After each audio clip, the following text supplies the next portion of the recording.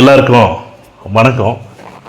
இந்த பதிவில் எதை பற்றி பார்க்க போகிறோம் அப்படின்னு கேட்டிங்கன்னா, அதாவது மக்களே, திமுக ஆளுங்கட்சியாக இருக்கும்போது எந்த மாதிரியான நாடகத்தை அரங்கேற்றுவாங்க, எதிர்கட்சியான பிற்பாடு எந்தெந்த மாதிரியான நாடகங்களை அரங்கேற்ற முயற்சி பண்ணுவாங்க அப்படிங்கிறத தமிழக மக்கள் ஏற்கனவே நல்லா தெரிஞ்சு வச்சுருக்காங்க.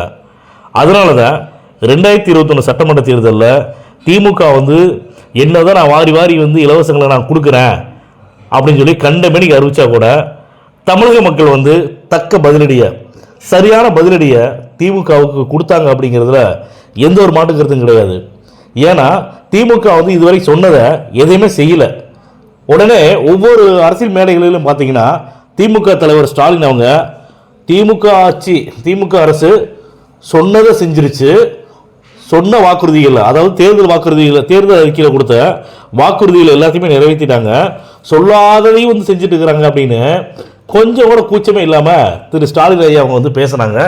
தமிழக மக்கள் எல்லாமே பார்த்துட்டு இருந்தாங்க. அவங்களுக்கு நான் வெயிட்டு வைக்கிறேன்னு சொல்லிட்டு தேர்தல் வரைக்கும் அமைதியாக காத்துட்டு இருந்தாங்க, பொறுமையாக இருந்தாங்க.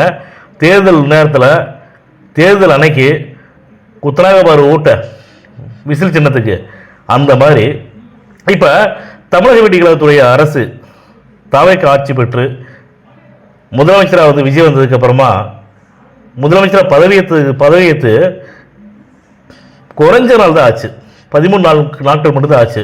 ஒரு அரசை, ஒரு புதுசாக ஆட்சி பண்ணக்கூடிய அரசை விமர்சிக்கக்கூடிய நாட்கள் 13 நாட்கள் மட்டுமா? யோசிச்சு பாருங்க. உடனே சட்டம் ஒழுங்கு கெட்டு போச்சு, சட்டம் ஒழுங்கு சரியில்லை அப்படின்னு சொல்லி போட்டு பேசக்கூடிய, சட்டம் ஒழுங்கை பற்றி பேசக்கூடிய தகுதி திமுகவுக்கு இருக்கா? திமுகவில் இருக்கக்கூடிய உதயநிதி அவர்களுக்கு இருக்கா?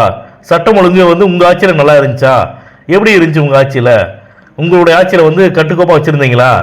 எல்லாத்தையும் ரவுடிகள் கையிலையும் அரசியல்வாதி கையிலையும் சட்டத்தை ஒப்படைச்சிட்டு காவல்துறையில் அரசியல்வாதிகளுக்கும் ரவுடிகளுக்கும் ஒரு வேலைக்கார மாதிரி தான் நீங்கள் நடத்துனீங்க. மனசில் கை வச்சு சொல்லுங்க.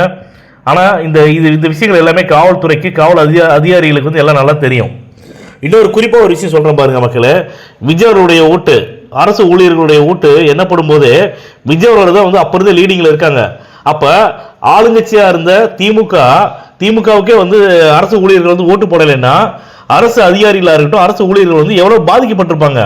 அப்புறம் இன்னைக்கு திமுக தலைவர் ஸ்டாலின் அவர்கள் என்ன பேசுகிறாங்கன்னா, திமுக தோல்விக்கு பெரும்பாலான மக்கள் வருத்தப்படுறாங்களா? என்ன மாதிரியான கட்டுக்கதையில இவங்க சொல்றத இனிமே தமிழக மக்கள் நம்புவாங்களா? எப்பவுமே திமுக இனிமே விடக்கூடிய கட்டுக்கதையில தமிழக மக்கள் நம்பவே மாட்டாங்க.